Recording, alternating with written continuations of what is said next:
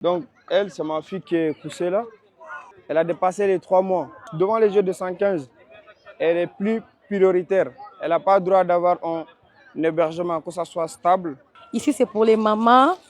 Ici, c'est pour les mineurs. Ici, il y avait même un enfant de 4 jours, un bébé de 4 jours. Depuis une semaine, plus de 250 personnes, dont plus de 100 enfants, dorment sur le parvis de l'hôtel de ville. Elles réclament une solution d'hébergement face à l'absence de place et dénoncent la pénurie de logements d'urgence. Cette action est à l'initiative d'Utopia 56, association qui vient en aide aux personnes exilées, sans abri et en situation de grande précarité.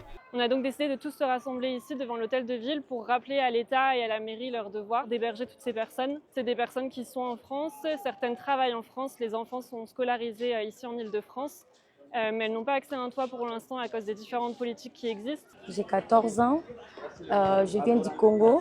Quand il fait très chaud, on reste ici pour se refroidir un peu et c'est ça. On demande juste avoir un toit pour qu'on puisse vivre dignement. Il n'y a pas de délinquants ici. Eux tous ils sont venus en France pour avoir une vie meilleure.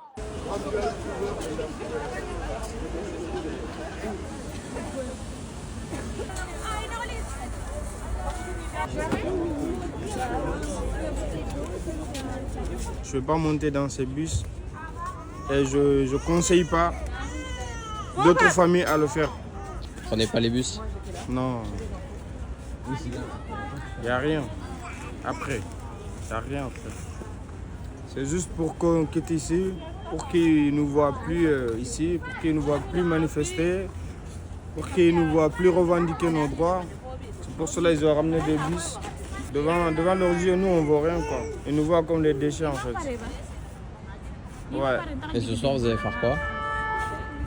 C'est dans les rues, hein. On va dormir sur un pont, dans un endroit isolé, là où on peut fermer les yeux tranquillement. Le risque, c'est qu'ils proposent des solutions et des places en région, dans des sas en région.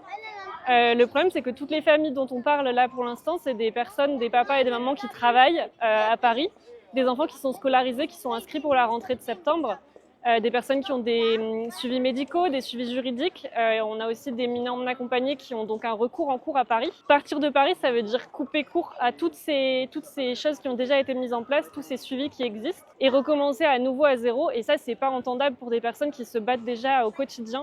Ma famille, ils vont aller à la Côte d'Ivoire là. Moi, je vais essayer de patienter un peu pour voir ce qui va se passer. Quand même, eux, ils vont aller là-bas, ils vont se reposer. Et là, toutes ces familles-là ont tenté d'appeler le 115. On met 2 heures de temps pour les appeler et au final, il n'y a personne qui nous répond.